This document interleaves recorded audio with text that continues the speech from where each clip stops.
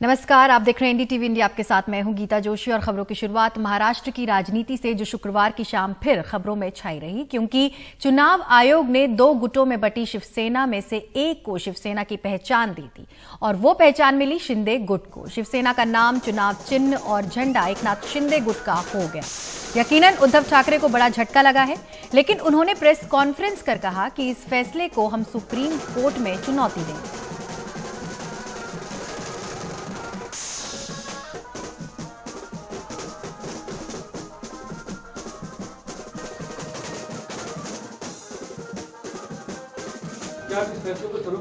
बिल्कुल हम चुनौती देंगे। आपको अभी भी निष्पक्ष लग रहा है? बिल्कुल लग रहा है और हमारा मानना है कि वो अभी आखिरी एक उम्मीद है। देश की जो कोर्ट है, देश का सर्वोच्च कोर्ट है, वो आखिरी उम्मीद रही है कि ये प्रजातंत्र देश में जिंदा रहे या मर जाए। सर, भाजपा के लोग कह रहे हैं कि ये बाला साहब ठाकरे के विचारों की जीत है कि भाजपा के कौन से लोग? क्योंकि भाजपा के असली लोग जो है, भाजपा के असली लोग दिखाई नहीं दे रहे, सब बाजारू लोग वहाँ है और वही ज्यादा बकते हैं। सर,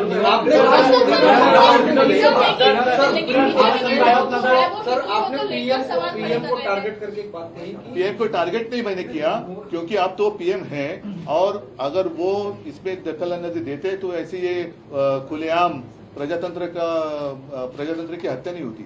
इस फैसले से क्या शिवसैनिकों का मनोबल गिरेगा? नहीं, बिल्कुल नहीं। शिवसेना तो और जोर से ऊपर आएगी। और अब मैं जो कह रहा हूँ लिख कर रखो, सिर्फ शिवसेना ही नहीं, आम जनता शिवसेना के साथ रहेगी।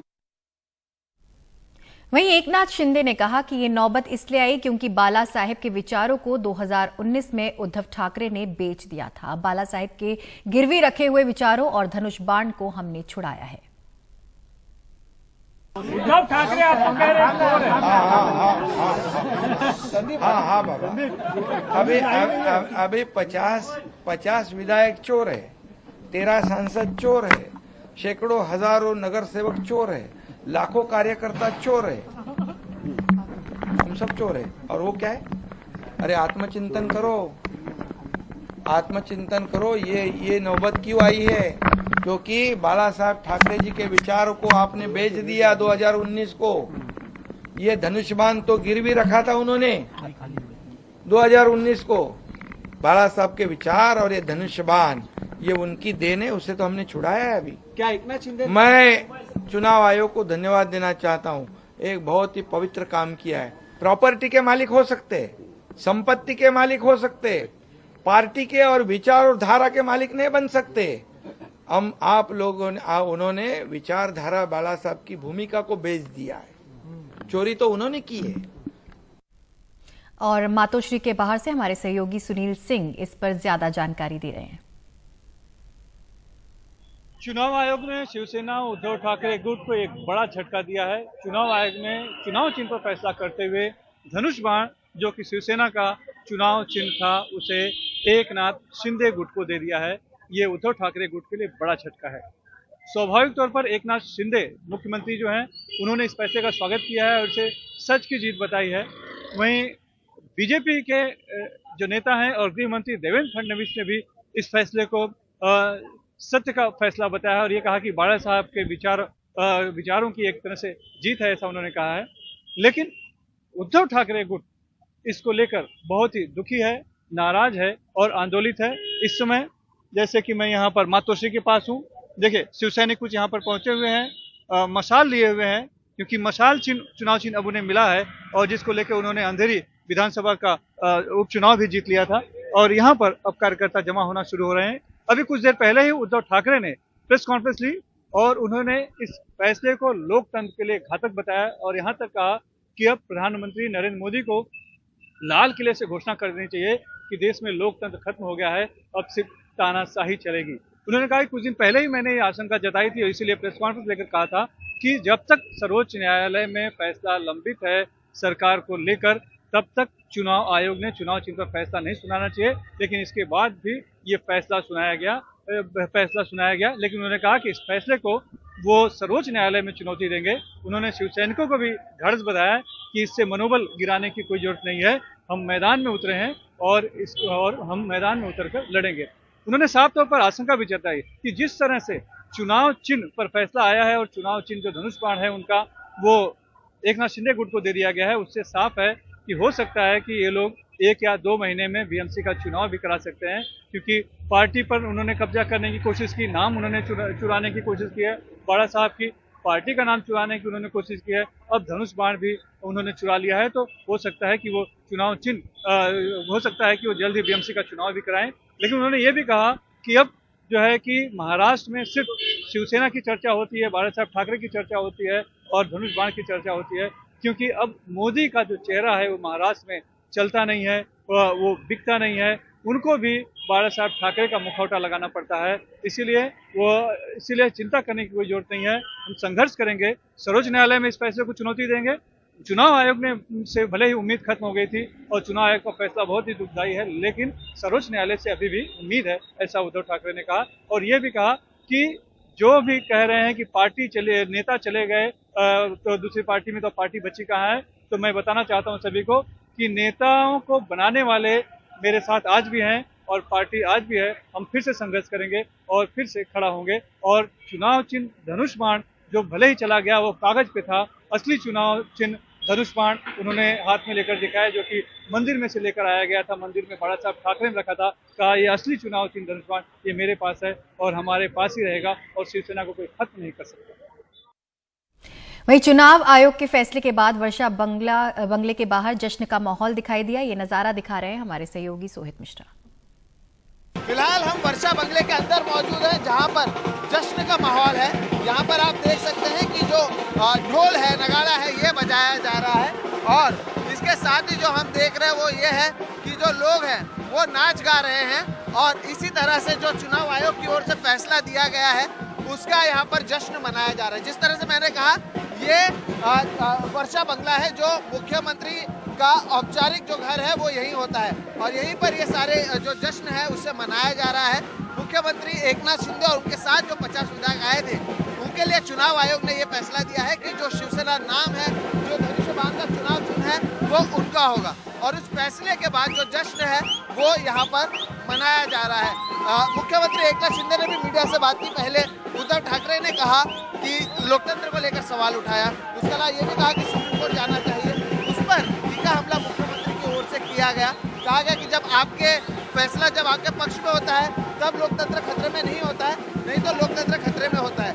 इसलिए यहाँ पर आप देखेंगे कि जो जश्न है वो मनाया जा रहा है। जो पीछे आप देख रहे हैं वो वर्षा बंगला है जहाँ पर मुख्यमंत्री रहते हैं और ये मुख्यमंत्री आवास के अंदर ही इस तरह का जश्न फिलहाल देखने को मिल रहा है।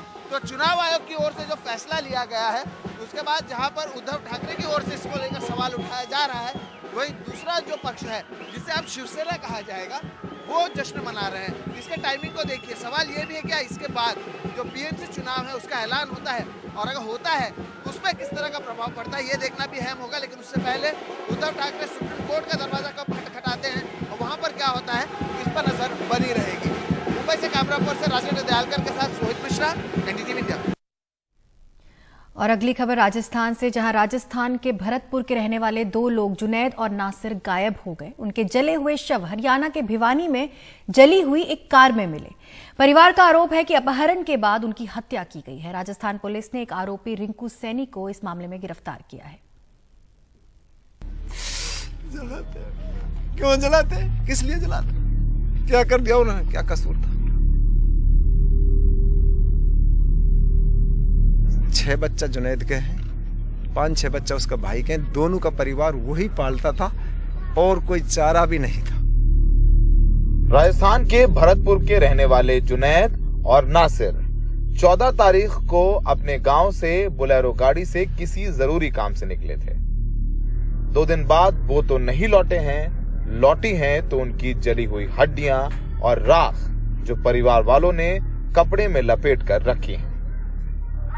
जुनैद की जली हुई हड्डियों को देखकर जुनैद की पत्नी बेहोश हो गई।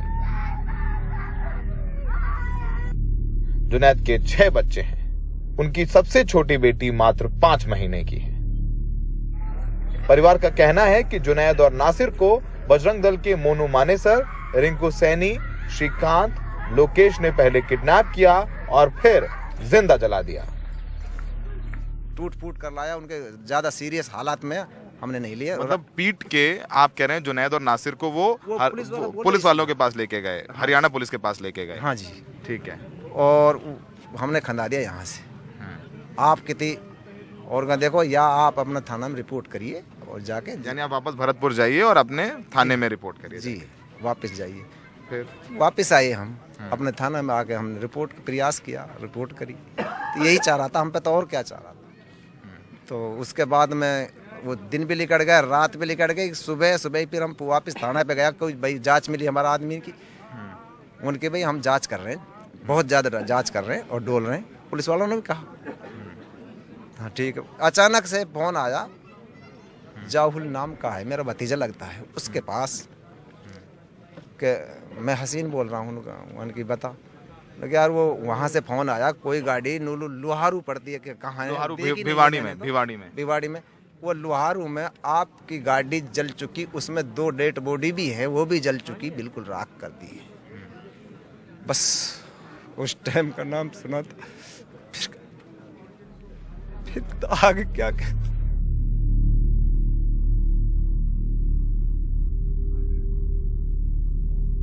राजस्थान पुलिस का कहना है कि जुनैद के ऊपर गौ तस्करी के कई मुकदमे दर्ज हैं, तो हत्या के पीछे कथित गौ रक्षकों के हाथ होने की संभावना सबसे प्रबल है। इन 2 missing and probably deceased victims में से जो जुनैद है, उसके खिलाफ गौ तस्करी के 5 प्रकरण पहले दर्ज हो चुके हैं एंड संभव है कि उस शक में इन्हें किडनैप किया गया हो, इनके साथ कोई प्रकार की वारदात की गई हो। बट एज आई सेड, वो मैं confirmatory evidence and linking evidence के आधार पर बताऊंगा तो बेटर रहेगा। सर, आपने एफआईआर तो दर्ज की है, हमने एफआईआर पढ़ी भी है, आप रेलेवेंट सेक्शंस और ऐड करेंगे। क्या अब तक आप जिन आरोपियों को आपने मुकदमे में नामित किया है, क्या आपने उनकी गिरफ्तारी करी है अभी तक, या फिर अभी तक वो लोग भूमिगत हैं, अंडरग्राउंड हैं, उनको ढूंढ नहीं पाए आप लोग? नहीं, अभी वो भूमिगत हैं। उनके तलाश के लिए टीम्स ऑलरेडी लगी हुई हैं। We have some leads also. इस पूरे मामले में हरियाणा पुलिस की भूमिका पर भी सवाल उठ रहे हैं। हरियाणा पुलिस का कहना है कि वो राजस्थान पुलिस का जांच में पूरा सहयोग कर रही है। उसमें आशंका ये है कि वो 2 आदमी, हो सकता है बोलेरो में आग लगी हो या जला के मारे हो, अभी कोई क्लियर नहीं है। पोस्टमार्टम होना है उनका, उसके बाद कोई क्लियर होगी बात। प्रथम जांच में तो अभी हमें बोलेरो के कुछ चेसिस नंबर मिले हैं, उनसे हम जांच कर रहे हैं। और हमारी जो एसपी साहब ने टीम लगाई हुई है सीआईए की और साइबर की तकनीकी जो अनुसंधान में सहायता लेनी है, वो टीमें हमारी लगी हुई हैं। हो सकता है जल्द ही हम किसी नतीजे पे पहुंच जाएं। राजस्थान सरकार ने जुनैद और नासिर के परिवार वालों को 20-20 लाख रुपए मुआवजा और दोनों परिवारों से एक सदस्य को सरकारी नौकरी देने की घोषणा की है। 15 तारीख की सुबह नासिर और जुनैद को किडनैप किया जाता है और उन्हें पीटते हुए 200 किलोमीटर दूर हरियाणा के भिवानी ले जाया जाता है। और सोचिए, इतना बड़ा जघन्य अपराध होता है, 200 किलोमीटर तक हरियाणा पुलिस को कुछ पता नहीं चलता है, कोई सुगबुगाहट नहीं होती। तो कितनी बड़ी नाकामी है। लॉ एंड ऑर्डर किस कदर हरियाणा और राजस्थान के कुछ इलाकों में बिगड़ चुका है। अगर हरियाणा और राजस्थान पुलिस सचेत होती तो आज जुनैद और नासिर यहाँ अपने गांव में अपने लोगों के बीच होते। अपने सहयोगी मोहम्मद मुरसलीन, वेदांत और सुशील राठी के साथ भरतपुर से Saurabh Shukla, NDTV India. Cricketer Prithvi Shaw के साथ सेल्फी विवाद केस में गिरफ्तार आरोपी सपना को अदालत ने 20 फरवरी तक पुलिस हिरासत में भेज दिया है। इस बीच पुलिस ने मामले में पृथ्वी शॉ के दोस्त आशीष का फिर से बयान दर्ज करके जबरन वसूली के लिए जान से मारने की धमकी की धारा भी जोड़ दी है। आरोपी सपना गिल ने अपने ऊपर लगे आरोपों को इनकार करते हुए पृथ्वी शॉ पर ही मारपीट करने का आरोप लगाया। मेरी कोई गलती नहीं है, मैंने कुछ नहीं किया, मेरे पे झूठे एलिगेशन लगे हैं, जो भी है सब झूठ है। मैं 50,000 रुपये क्या करूंगी? उसने मेरे पे झूठ बोला है कि मैंने उससे 50,000 रुपये मांगे। मैंने कभी नहीं मांगे, मैं खुद इतना अच्छा अर्न करती हूँ। अदालत से पुलिस थाने ले जाते हुए आरोपी सपना ने अपनी सफाई कुछ इस अंदाज में दी। इसके पहले अदालत में भी सपना ने क्रिकेटर पृथ्वी शॉ पर ही मारपीट का आरोप लगाया था। सपना ने खुद एक कोर्ट में बात रखा है कि वो एक अच्छी फैमिली से बिलोंग करती है और वो वेल टू डू पर्सन है और उनको इस तरीके की चीज़ों की कभी ज़रूरत पड़ती नहीं है और उनके पास फाइनेंशियल स्टेबिलिटी काफ़ी अच्छी है और इतनी मामूली चीज़ जो है वो कभी किसी से डिमांड भी नहीं करेगी, और अगर कभी डिमांड ऐसा कुछ रहा तो अपने घर वालों से मांगेगी यहाँ से ये सब चीज़ों की। लेकिन ये सब चीज़ें जो है बेसलेस और ये सिर्फ और सिर्फ इस चीज़ के लिए डाला गया ताकि एक सेक्शन और ऐड हो सके, और सिर्फ एक स्टेटमेंट, एक लाइन बोली गई है उसमें FIR के अंदर कि आप ये पैसे दो वरना ये हम केस करेंगे। अगर ये चीज़ अगर होती थी तो वो केस उसी दिन पे फाइल हो जाता था, ना कि 1 दिन 2 दिन का वेट इंतजार करते थे। जबकि फोन पर NDTV से बात करते हुए आशीष ने बताया कि सपना और उसके दोस्तों ने मारपीट भी की और खुद सपना ने ही 50,000 रुपए की मांग की थी। पहले ये 2 लोग थे वहाँ पर, एयरपोर्ट की बात जो आप कर रहे हैं, उसके बाद फिर ये वहाँ से कुछ 3 बाइक्स आई थिंक और आई थी। जी आशीर्वाद। तो आप लोग कैसे इनको पहचानते हैं, शोभित और सपना को? सर देखिए वैसे तो नहीं पहचानते, वो फिर वहाँ के स्टाफ से पता कराया गया तो सपना गिल को वो लोग जानते थे। और उसके थ्रू फिर उनको पता लगा कि उनके साथ जो लड़का आया था वो शोभित था। 50,000 यहाँ पे ओशीवारा में मांगा इन्होंने? ये ओशीवारा में जी, वो लड़की ने बोला जी। हाँ। इस बीच पुलिस ने भी आशीष यादव का फिर से बयान दर्ज कर मामले में धारा 387 लगा दी है। हमारा कोर्ट में यही बोलना है कि जब 15 तारीख को लगभग सुबह 6-7 बजे के आसपास जब पुलिस स्टेशन के बाहर गाड़ी लगी थी और सब दोनों गाड़ियां पुलिस स्टेशन के बाहर थी, तो पृथ्वी शॉ या उनके दोस्तों ने उसी वक्त पे FIR क्यों नहीं किया, और वहां पे से रिटर्न 15 घंटा के बाद लगभग 9:30 बजे के आसपास ये FIR हुई है। तो ये डिले क्यों है, तो इससे समझ में आता है कि FIR पूरा का पूरा बोगस है, और ये सिर्फ और सिर्फ किया गया है डर के मारे, ताकि ये सपना जो है वो उनके ऊपर कोई केस फाइल नहीं कर ले। इसकी वजह से ये अपने बचाव के लिए इन लोगों ने FIR किया। मामले में सपना और शोभित सहित कुल 8 आरोपी हैं, लेकिन अभी तक सिर्फ सपना ही गिरफ्तार हो पाई है। पुलिस बाकियों की तलाश कर रही है। क्रिकेटर पृथ्वी शॉ के साथ सेल्फी लेने से शुरू हुआ विवाद मारपीट से जबरन वसूली के आरोप तक पहुंच गया है, लेकिन अब सवालों के घेरे में खुद पृथ्वी शॉ भी आ गए हैं, क्योंकि आरोपी सपना गिल ने सवाल उठाया है कि अगर गलती हमारी थी तो फिर पहले दिन ही FIR क्यों नहीं करवाई गई। मुंबई से कैमरामैन अशोक महाडिक के साथ सुनील सिंह, NDTV इंडिया के लिए। दिल्ली के मेयर के चुनाव के मामले में आम आदमी पार्टी की सुप्रीम कोर्ट में जीत हुई है। सुप्रीम कोर्ट ने पार्टी की 2 बड़ी मांगें मान ली हैं और निर्देश दिया है कि 24 घंटे के भीतर चुनाव की तारीख तय हो। कुछ इस अंदाज में आम आदमी पार्टी के दफ्तर में सुप्रीम कोर्ट के फैसले के बाद मुंह मीठा किया गया, क्योंकि सुप्रीम कोर्ट ने आपकी मांग को सही ठहराते हुए आदेश दिया कि मनोनीत पार्षद वोट नहीं करेंगे, ना मेयर के चुनाव में, ना डिप्टी मेयर, ना स्टैंडिंग कमेटी चुनाव में। ये तीनों चुनाव भी एक साथ नहीं होंगे। पहले मेयर का चुनाव होगा, फिर मेयर ही डिप्टी मेयर और स्टैंडिंग कमेटी के चुनाव कराएगी। MCD 24 घंटे के भीतर नोटिस जारी करके बताए कि चुनाव कब होगा। सुनवाई की शुरुआत में ही चीफ जस्टिस DY चंद्रचूड़ ने निराशा जताई, नाराजगी जताई और कहा कि देश की राजधानी दिल्ली में MCD का चुनाव नहीं हो पा रहा है, ये कोई अच्छी बात नहीं है। सीधे सीधे उनका इशारा ये था कि ऐसे मामलों में देश की सबसे बड़ी अदालत को दखल देने की जरूरत क्यों पड़ती है, ऐसे मामलों में राजनीति क्यों होती है, जबकि कानून पहले से ही स्पष्ट है। फैसले से खुश दिल्ली के मुख्यमंत्री अरविंद केजरीवाल ने कहा, सुप्रीम कोर्ट का आदेश जनतंत्र की जीत। सुप्रीम कोर्ट का बहुत बहुत शुक्रिया। 2.5 महीने बाद अब दिल्ली को मेयर मिलेगा। ये साबित हो गया कि LG और BJP मिलकर आए दिन दिल्ली में कैसे गैर कानूनी और असंवैधानिक आदेश पारित कर रहे हैं। दिल्ली की जनता की एक बहुत बड़ी जीत हुई है और सुप्रीम कोर्ट ने भारतीय जनता पार्टी के गाल पे एक तेज तमाचा मारा है पूरी तरह से, और उन्होंने बताया कि भारत के संविधान का पालन करो, भारत के संविधान के हिसाब से चलो। बीजेपी का कहना है कि वो सुप्रीम कोर्ट के फैसले का सम्मान करती है। भारतीय जनता पार्टी माननीय सुप्रीम कोर्ट के फैसले का सम्मान करती है और भारतीय जनता पार्टी का शुरू से मानना था कि जल्द से जल्द दिल्ली में मेयर का चुनाव होना चाहिए। ये तो आम आदमी पार्टी है कि पिछले 3 सिटिंगों से मेयर का चुनाव वो होने नहीं दे रहे थे और मेयर के चुनाव के लिए ही उन्होंने कोर्ट में गए थे ताकि मेयर का चुनाव टल सके। दरअसल MCD की बैठक में पीठासीन अधिकारी बीजेपी पार्षद सत्या शर्मा ने मनोनीत पार्षदों को वोटिंग का अधिकार देने की घोषणा की थी और मेयर, डिप्टी मेयर और स्टैंडिंग कमेटी के चुनाव साथ ही कराने का भी ऐलान किया था। इसके विरोध में आम आदमी पार्टी सुप्रीम कोर्ट पहुंच गई थी। दिल्ली में बीते 10 महीने से कोई मेयर नहीं है। एमसीडी चुनाव खत्म हुए भी 2 महीने से ज्यादा का समय हो चुका है, तब भी दिल्ली को उसकी नई मेयर नहीं मिल पाई है।